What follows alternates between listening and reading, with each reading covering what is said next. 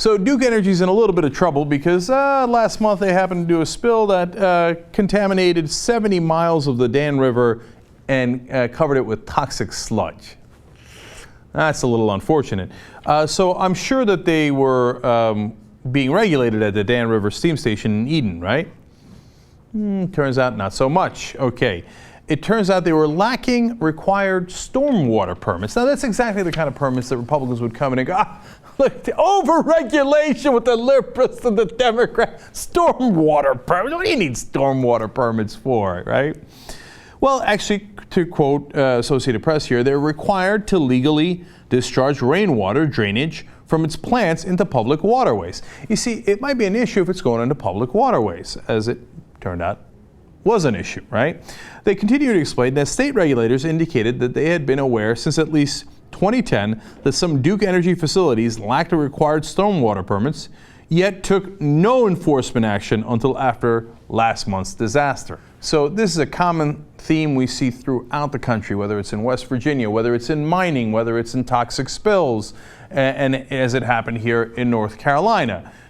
Oh, oops, we didn't regulate them at all. And for 4 years, we looked the other way while they did not have that permit. And it turns out you needed that permit for a reason.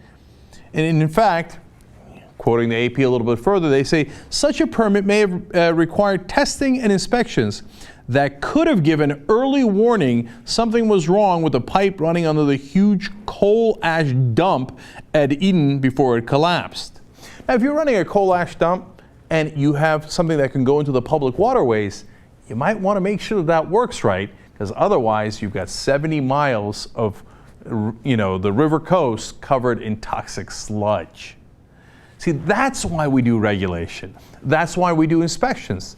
By the way, one of the things you would have found is that if you had done those inspections, that there was high concentrations of arsenic in the water. And that would have given you a clue, oh, wait a minute, it looks like the toxins are seeping in from this plant. And of course, it turns out it's not just this plant, it's 5 different Duke Energy plants that were not inspected. And now all of a sudden, North Carolina regulators are like, yeah, of course, no, we meant to regulate. Yeah. In light of the events at the Dan River facility and the subsequent investigation, DENR, that's the regulatory body in North Carolina, determined Duke Energy had been given enough time to comply, so the department issued a notice of violation. They issued a notice of violation after the toxic dump. 4 years, nothing. Yeah, right. Regulation rocks. We meant to regulate them. We meant to inspect them. How many times have we seen this? No regulation in Texas, a huge explosion. Oops, it turns out we were storing chemicals there and there was no regulation of that. A huge spill in West Virginia, and a huge spill in North Carolina. The common theme in each one of those stories is, oop, we forgot to inspect. In one of the cases, they didn't inspect for over 20 years. In the Texas case, there was not even any regulation about storing chemicals, only about making chemicals. In this case, for 4 years, they didn't do an inspection of the very thing that went wrong. There's a need for regulation. It doesn't mean you should over-regulate, but it turns out if there are no cops on the beat, the robbers say, who cares if it goes to the public waterways? Let's make an extra buck. Now, don't worry. The regulators are on the job. They explain the company could face hundreds of thousands of dollars in fines for the violations. Ooh, don't hurt them, dog. Hundreds of thousands of dollars. Wow. Okay.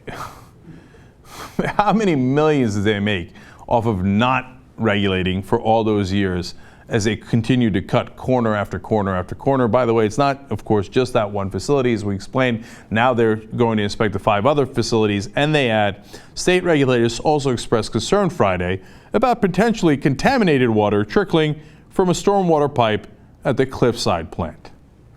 Because if you don't inspect any of them, it turns out a lot of them might be leaking toxic sludge.